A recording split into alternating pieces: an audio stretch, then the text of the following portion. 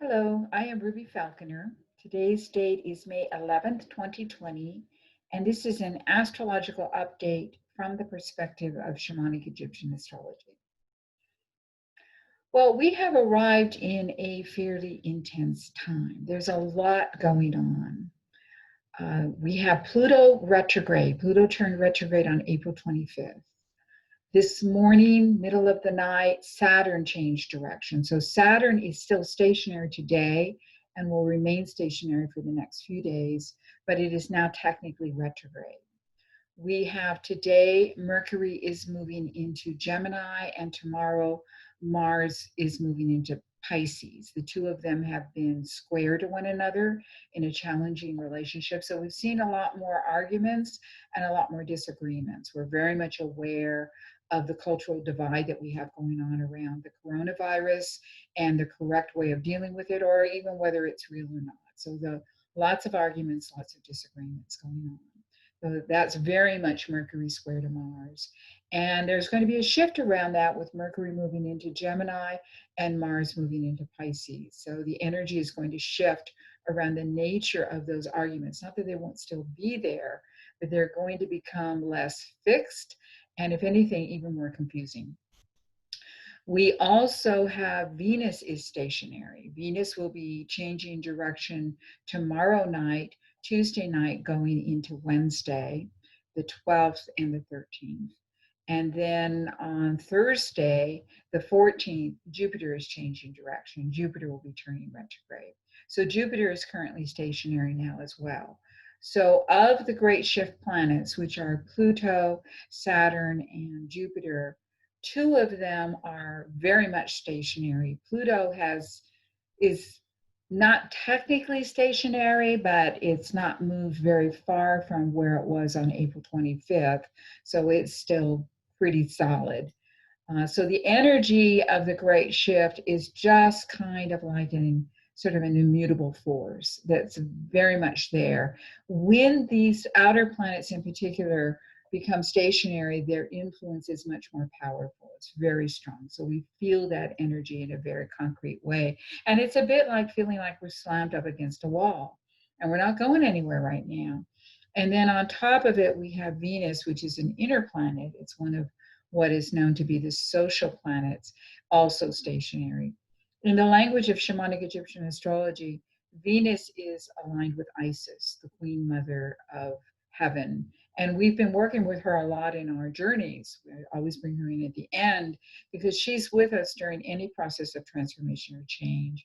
And we definitely need that nurturing, loving, mothering energy right now as we're going through this huge shift from one reality paradigm to another. So, what it means when Venus turns retrograde is it's an opportunity for us to look at our values and to kind of have some curiosity around or to examine whether our stated values, our intended values, are in alignment with our soul's purpose and with our inner self, our higher self. So it's in Gemini. We have a lot of Gemini energy starting to come in right now. And in the language of Shamanic Egyptian astrology, Gemini is aligned with the Sphinx. The Sphinx, I'm speaking specifically of the Great Sphinx of Giza, which is the image of the lion with the head of a pharaoh. And the Sphinx is an earth altar. There's a lot of theories about how these various stone structures, not just the Sphinx, but the pyramids, other sacred sites that are around the world, why they were built, how they were built. There's scientific theories, there's archaeological theories. My personal pet theory, and I'm not the only one who sees it this way, is that these structures were designed by ancient peoples to be earth altars, meaning they were designed to bring down energies from the great star nations and disseminate it across the surface of the earth. And they're also meant to pull energy up from the heart of Gaia, Mother Earth, and send that energy up to the great star nations. And the Sphinx is one of the most ancient of these structures. The latest carbon dating that we have indicates that it's much older than was originally understood, that it's closer to 14,000 years old, which, that's going back into prehistory, 14,000 years ago. So it was built a long, long time ago. And it was probably built at a time when it was aligned with the constellation of Orion and with the star system that is around the star Sirius, that particular part of the night sky. So this energy was very important to the Egyptians, and it's likely that these energies draw down energies from that part of the sky and disseminate it to Earth. So when we talk about Gemini energy, we're talking about our connection as receivers and transmitters of cosmic energy. We all have the ability to do that to one degree or another. Some people are more aware of it than other people, but we all have the potential to do it. We all have the potential to receive downloads, to receive information that comes from outside of us, whether it comes from guides, whether it comes from God or goddess, a deity form of one type or another, whether it comes from ancestors, whether it comes from our intuition, our imagination. It doesn't really matter what we call it. When we receive something that comes from outside of ourselves and comes into our consciousness, we've received a download. And Gemini is all about those downloads, about receiving them, transmitting them in some way, speaking into them, sharing them, as well as uploading information to the great star nations, to divine source from Earth itself. So we become the intermediaries between heaven and earth. So this is what Gemini is about. Gemini as a sign is about communication. And people who have strong Gemini in their chart are often writers or communicators in one way or another. They like to use the spoken or written word to share information. They like to collect all kinds of information and share it with others. So with Venus now stationary, preparing to change direction in the sign Gemini, each of us have an opportunity to check in with ourselves at a very deep level around our values. That's what Venus is about, is what we want to receive, and determine whether we are in alignment with our truest sense of what matters to us, what's most important to us, to receive downloads about that in some way or another. So Venus stationary gives us an opportunity to do that. And this is a welcome respite from the kind of heaviness of the energy that's associated with Pluto, still for all intents and purposes, still very much stationary. Saturn stationary. Saturn is Sobek, the old king, the principle of restriction. And Jupiter, the young king, the principle of expansion. And with those two stationary, along with Pluto, we need the energy of Venus to help us kind of go inward during this time and check in with our inner values. So that's what's going on in a bigger picture. The way it's out picturing for us is a huge divide, a kind of a cultural divide, and people having a lot of disagreements about whether COVID-19 is real, how to best handle it, whether we should wear masks, whether we should open up. We got half the states opening, the other half are closed. A lot of fear around where that's going to go. Are we overreacting to all of this? All kinds of arguments and discussions around this, and a lot of disagreements. That's very typical of Gemini energy as well. There's lots of ideas being put out there. And there's no kind of common thread around it. It's just things coming out and ideas being put out, and a lot of jumping around from one thing to another. And so, depending on your personal makeup, that can be very challenging. But that sense of oppression and lack of forward motion, that's very present right now. So if you're feeling it, you're not alone, and there's nothing wrong with you. So that's the energy for this week, pretty much. It is toward the end of the week. It's going to tail off a little bit once we get through Thursday and Jupiter has changed direction. It's going to be a subtle sort of shift as we move in towards the end of the week. But what happens when these outer planets are retrograde is there's no forward motion. So I do expect that we're going to see a plateauing of things in one way or another, a leveling off of energy. But there's also a certain amount of frustration that happens because there's not a lot of forward motion when planets are retrograde. So things are kind of, at a standstill. the beauty of retrograde motion is it gives an opportunity to look back at what's been happening. And we're going to have opportunities to do that as we move forward toward in the end of this month and into June. We're going to be moving into another eclipse series that starts June 5th. And that's going to be a termination of the period that we are in now that really started last January. And it sort of makes sense. This has been the phase of the coronavirus and COVID-19. So we are coming to a plateauing of this energy and a change, a shift, and adaptation. Things are never going to return to normal, but they're not going to be as they have been right now. And they're not going to remain as horribly oppressive as they feel right now. I think the conflict and the disagreement is going to remain, but that kind of sense of oppression, lack of expansion, all of that, that's going to change. That's going to not be as present as it is right now. So for our journey for this week, what I would like to offer is a journey with Jupiter and Saturn. And I'm going to bring Venus in the end. That's Isis. She's been, as I said earlier, she's been present in all of these journeys. So we'll definitely bring her in at the end, and we'll have that opportunity to rest in the loving arms of the Great Mother. But what we're going to do first is check in with Jupiter and Saturn. And the reason I've chosen them is because part of this great shift energy includes a conjunction, an alignment between Jupiter and Saturn. We already had one time when they came into exact conjunction, and they're more or less in alignment with each other right now. They're about 4 degrees apart. So for all intents and purposes, that is a conjunction, and it's certainly amplified with them both being stationary right now. They are going to come back into exact conjunction at the end of the year at the winter solstice on December 21st, which is a very important date for the completion of these great shift energies. So the fact that they're in conjunction right now is important. And what it specifically means, Jupiter is Horus, the young king. He has all of the enthusiasm of the young king. It's the principle of expansion. It's in old-time astrology, Jupiter was called the Great Benefic.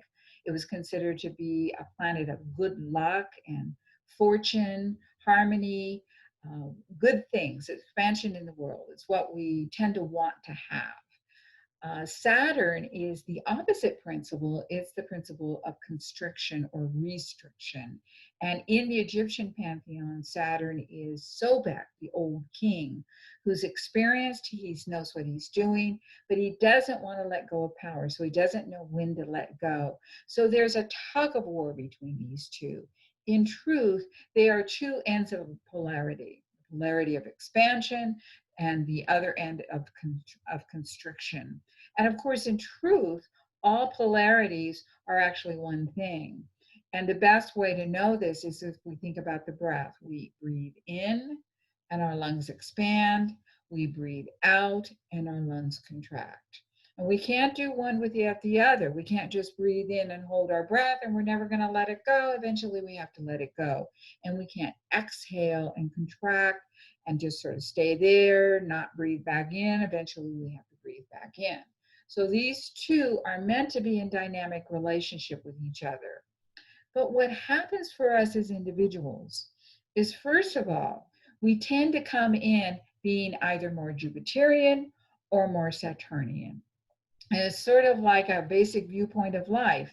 Is the glass half empty or is it half full? Without even knowing your chart, you probably know just by my saying that which side of the equation you tend to fall on.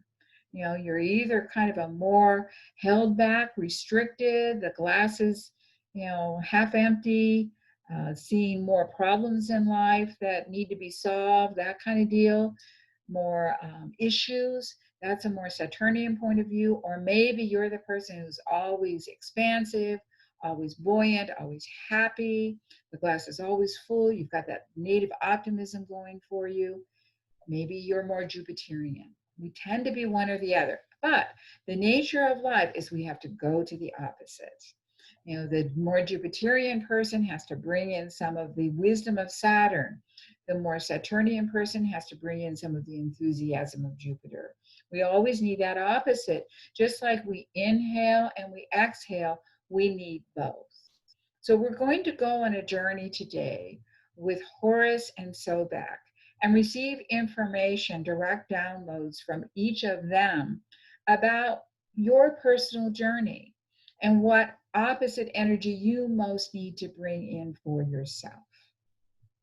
So, to begin this journey, I want to invite you to, if you're in a place where you can safely do this, close your eyes, take a couple of nice deep breaths, get your body comfortable. Make sure you exhale fully. We can't fully breathe in unless we fully breathe out. So make sure you're making room in your lungs for the next breath. You're fully exhaling. That's a kind of constriction or restriction within itself, is if we breathe way up here, up high in our chest, and we don't fully exhale, that's a kind of constriction. So exhaling fully, inhaling fully. Nice deep breaths.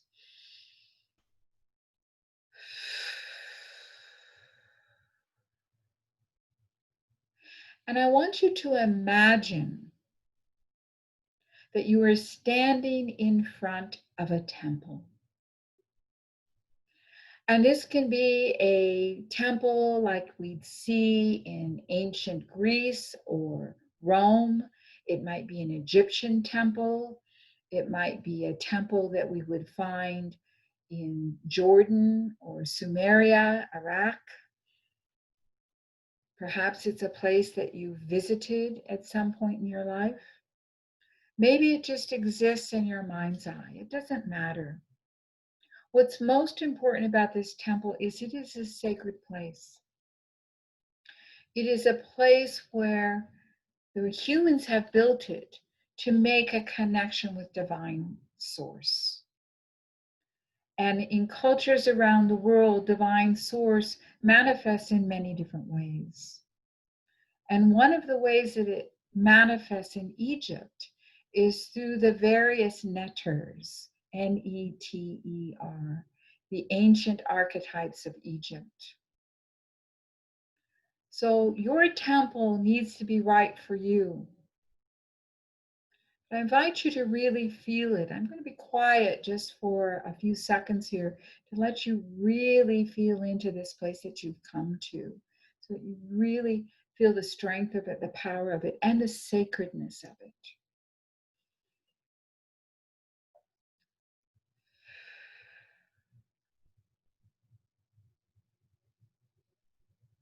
And into this space, you are joined now by two beings. One is young. This is the young King Horus. Jupiter, as he was known to the Romans. Zeus, as he was known to the Greeks. Horus, as he was known to the Egyptians. He is the youthful energy of sovereignty, the young king, full of enthusiasm, full of ideas.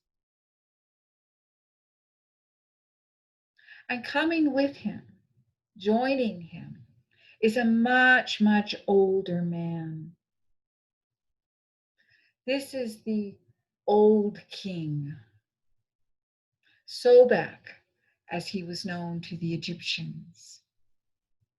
Any number of beings in other cultures.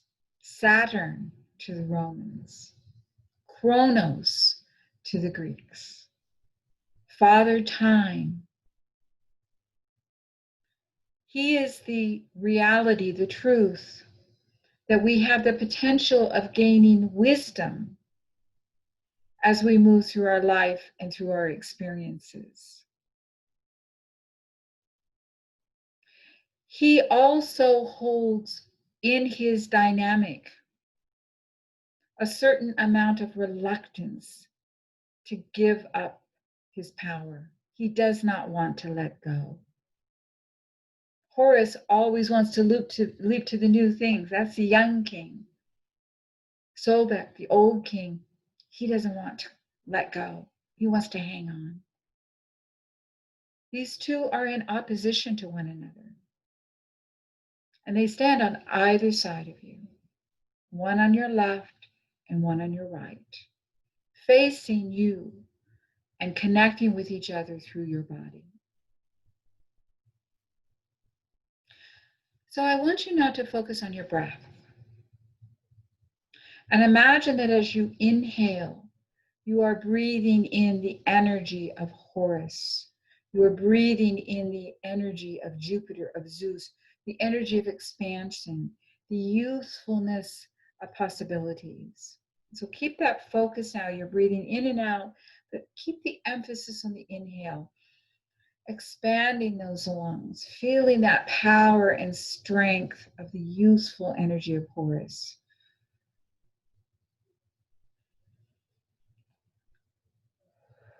And through the breath, Horus, the young king, communicates with you.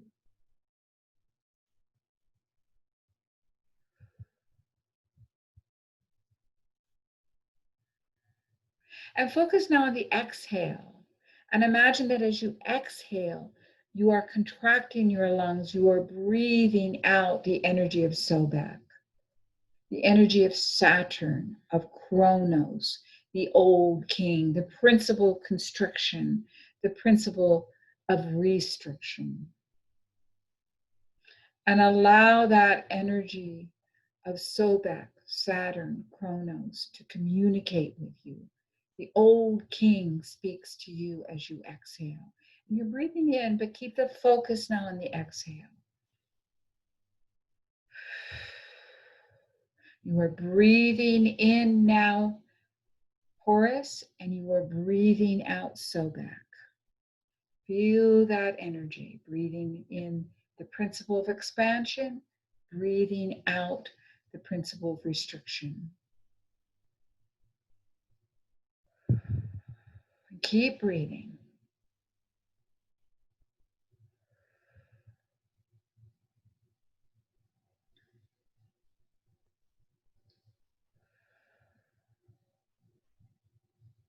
And switch now. Imagine now that you can breathe in the energy of the old king of Sobek, breathing in that principle of restriction, and you exhale the principle of expansion. You exhale Horus, the young king.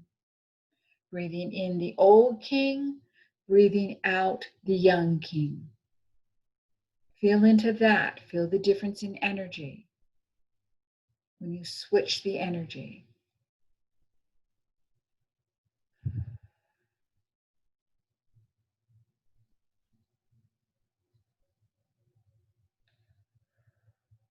And now switch back.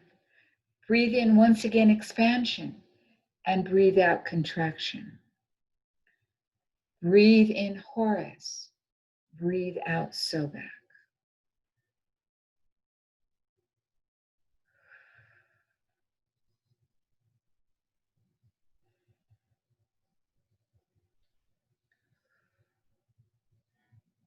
And now switch again. Breathe in the principle of contraction. Breathe in Sobek. Breathe out expansion. Breathe out Horus. Breathing in Sobek, breathing out Horus.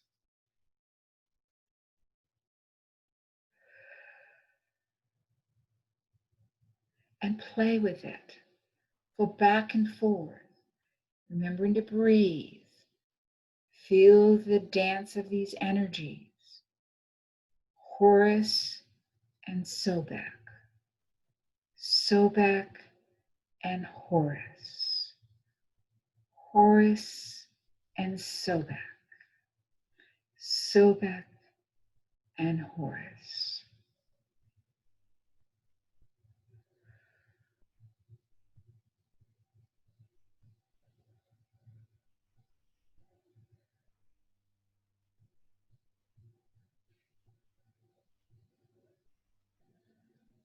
And now switch again. See if you can hold them both simultaneously. Breathe in both Horus and Sobek simultaneously. Exhale both Horus and Sobek simultaneously.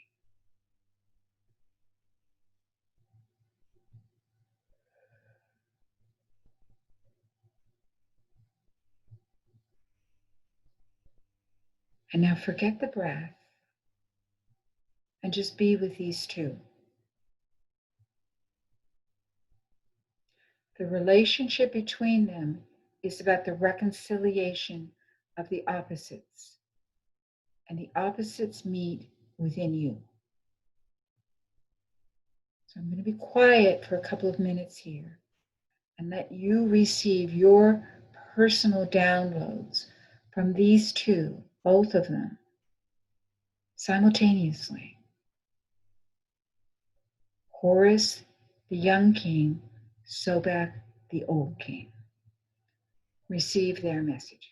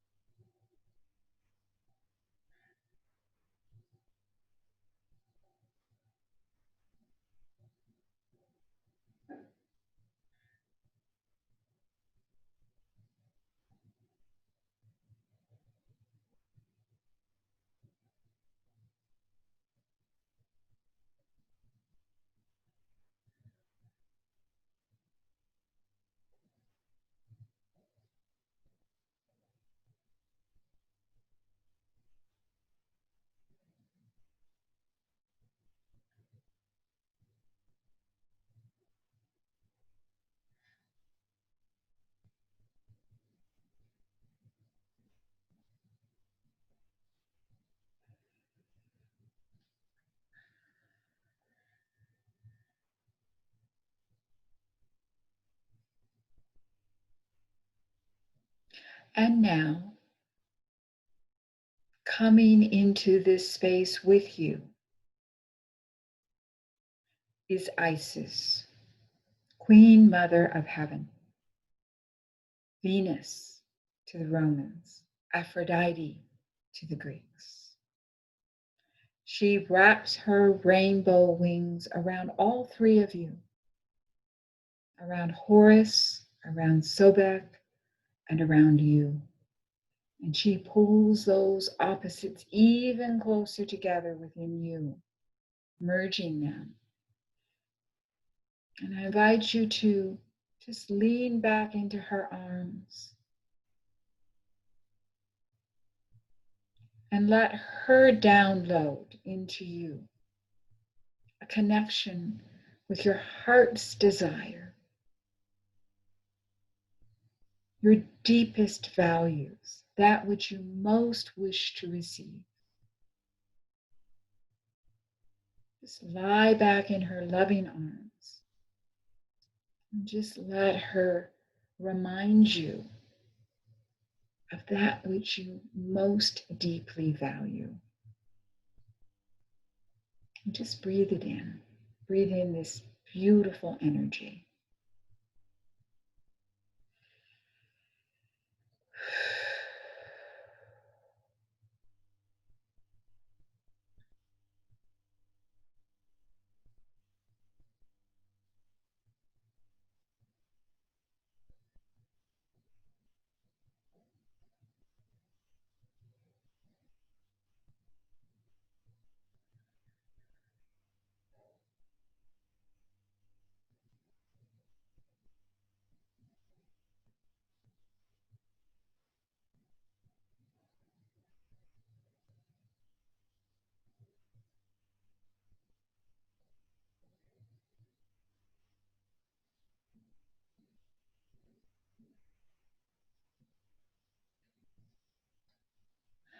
And take a nice deep breath.